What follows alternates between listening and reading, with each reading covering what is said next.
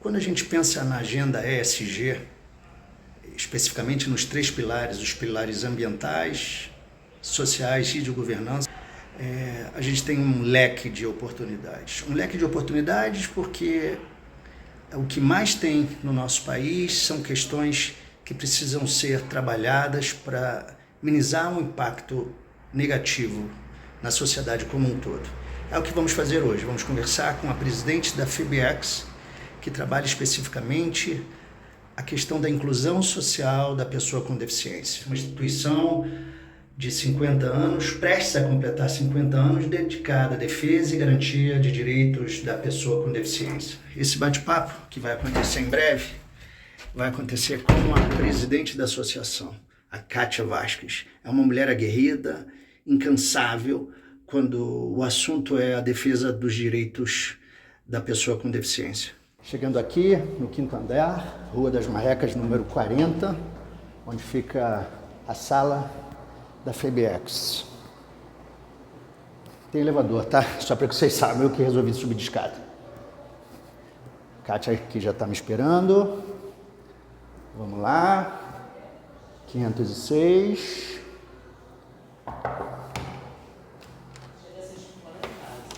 Olá, boa tarde. Tudo bem, Kátia? Chegamos aqui. Kátia, o Chico lá fazendo a manutenção de sempre. A FEBEX está prestes a completar 50 anos. 50 anos de assessoramento às ONGs dedicadas à assistência social por meio de alianças estratégicas com os diferentes setores da sociedade. Em se tratando do primeiro setor, que é o setor governamental. Kátia, você tem percebido algum amadurecimento dos entes governamentais com a pessoa com deficiência? Sim, é um processo, né? Não é só um amadurecimento.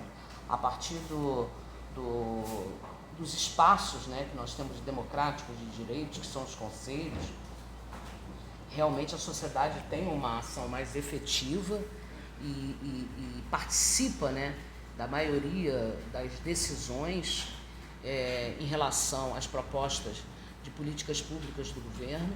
Eu acho que existe sim um processo de transição muito demorado, mas que nós temos conseguido avanços em relação ao apoio, ao tratamento na reabilitação, o acompanhamento das famílias, isso sim.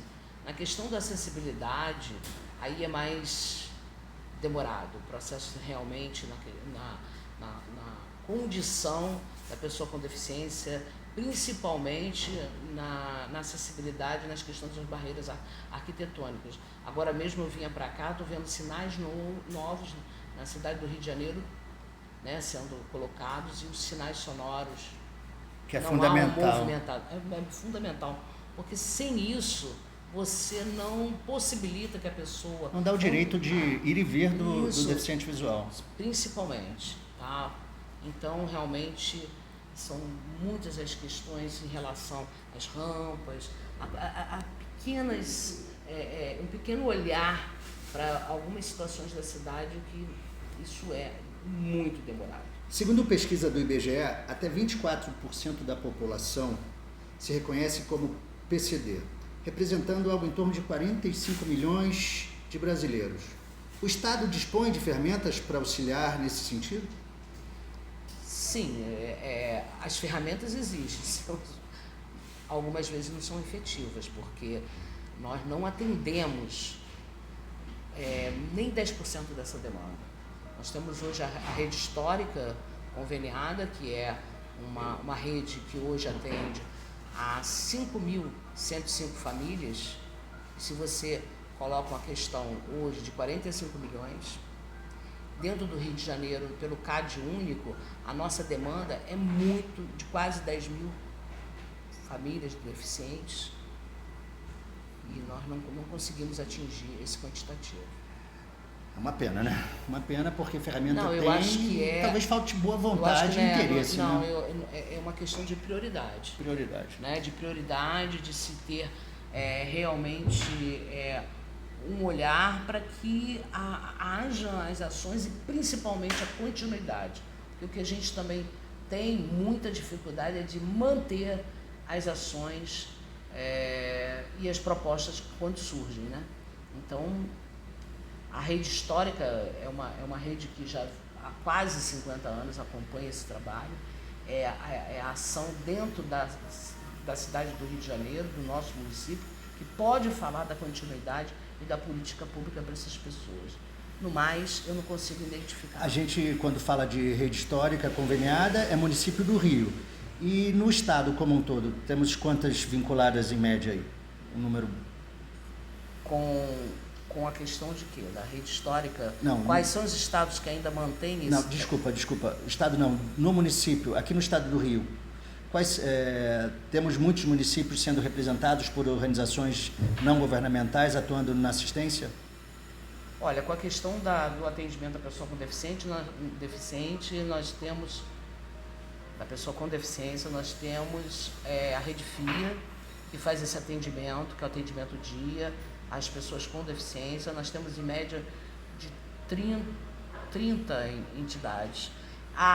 O estado inteiro atende menos pessoas com deficiência do que o município do Rio de Janeiro. Uau. Só em torno de 3.500 pessoas, enquanto o Rio de Janeiro atende 5.105.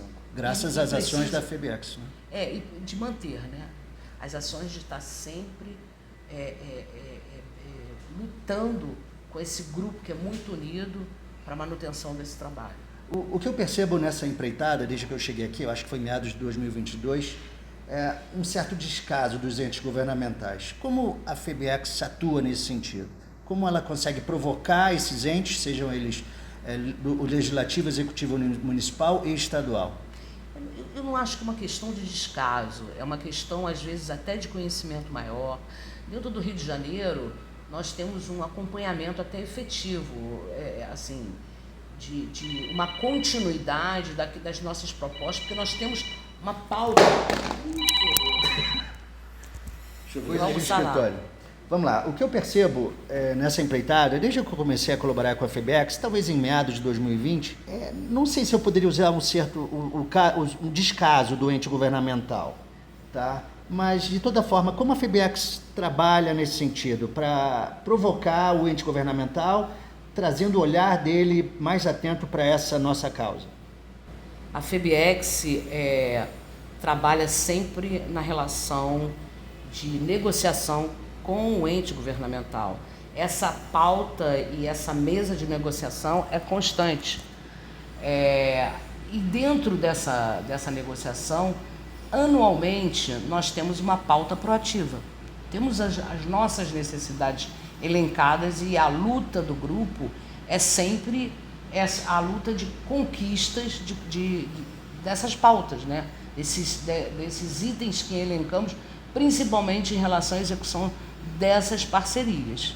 Então, não é um descaso, é que a prioridade é ampla, recursos são mínimos e nós temos que estar sempre em evidência. Olha, existe essa necessidade, existe esse problema, porque o próprio gestor ele tem inúmeros problemas, né? Eu imagino o problema, o que um prefeito de uma cidade se preocupa é imenso, são várias políticas, são várias propostas de secretarias que ele tem que estar vendo. Então, não é só uma questão com a pessoa com deficiência ou na política da pessoa com deficiência. Ela é um todo. E quando a gente coloca na questão em si, a proposta do trabalho da pessoa com deficiência, ela tem que estar inserida em todas as políticas, né? Então, é tratar essas pessoas como qualquer cidadão. E claro que algumas situações que saltam e necessitam de uma atenção maior, como a questão de uma cidade mais acessível, a questão das cotas, a questão da própria Lei Brasileira de Inclusão, que nós hoje estamos fazendo um levantamento, como se deu essa inclusão na relação com a escola, né? A vida escolar desses deficientes. E nós estamos começando uma pesquisa agora, entendeu?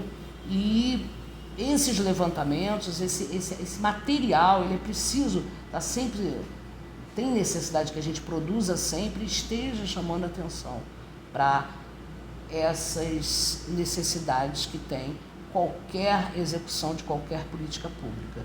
Então, não temos um orçamento muito reduzido e, é claro, existem prioridades maiores como a saúde, a educação, que também está inserida a pessoa com deficiência. O que a gente tem que estar realmente, mais uma vez, estou até sendo repetitiva, mas é mostrar que o direito dessas pessoas tem que estar, sabe, evidenciado e cumprido e claro, como um direito a qualquer uma, é um direito de um cidadão e nós temos que estar vendo isso acontecer.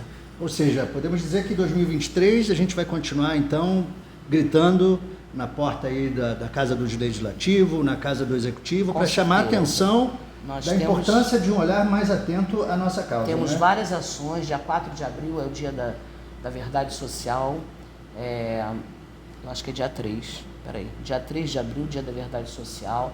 É o dia que nós vamos para as ruas, não para trazer uma pauta de reivindicação ou de cobrança, mas sim uma pauta de mostrar os resultados do trabalho que a sociedade civil produz, né? Que a rede socioassistencial privada e da execução desses trabalhos com as pessoas com deficiência tem a apresentar. E não é só na questão da pessoa com deficiência. No dia 3 é um dia de se mostrar todo o trabalho do terceiro setor. Esse é o primeiro ação que nós temos efetiva e de grito para não só os governantes, mas também para a sociedade como um todo, né? Isso é função de todos nós. Pertencimento em relação à vida, né? A nossa vida, né? Tanto a nível da cidade, como a sua própria vida, a sua casa. Então, esse dia é o dia desse movimento. Agora, em relação ao Dia da Verdade Social, a gente volta aqui, estarei presente para fazer novas, digamos, tomadas de vídeos, tá bom? Quero só te comunicar que nós estamos segunda-feira votando no Conselho Municipal de Assistência Social um micro-ônibus que foi um trabalho do deputado Pedro Paulo para trazer essa possibilidade de acessibilidade em relação ao lazer, a cultura, quer dizer, possibilitar através do transporte, a acessibilidade das pessoas com deficiência e seus familiares na cidade. Então, isso vai ser um trabalho para toda a rede. E quando é que vocês vão assinar esse... Olha, segunda-feira já está todo o processo documental, ele vem de Brasília, é uma verba federal, entendeu? Foi uma proposta através da defesa do próprio relator, que foi o Hugo Leal, mas o trabalho todo do envolvimento foi do deputado federal Pedro Paulo, que traz esse benefício para essa rede de serviços que hoje é composta por quase 50 entidades, não só de pessoas com deficiência, mas abrigo de pessoas idosas, abrigo de crianças e adolescentes e abrigo de adultos, tá, em situação de rua. Então, e NACAS também, né? Os NACAS já são das FIAs, né? É da FIA. É amplo, né? É o direito e o acesso para qualquer um, de quem deve necessitar. Tá bom. Então tá bom. Beijo, tchau. Tchau.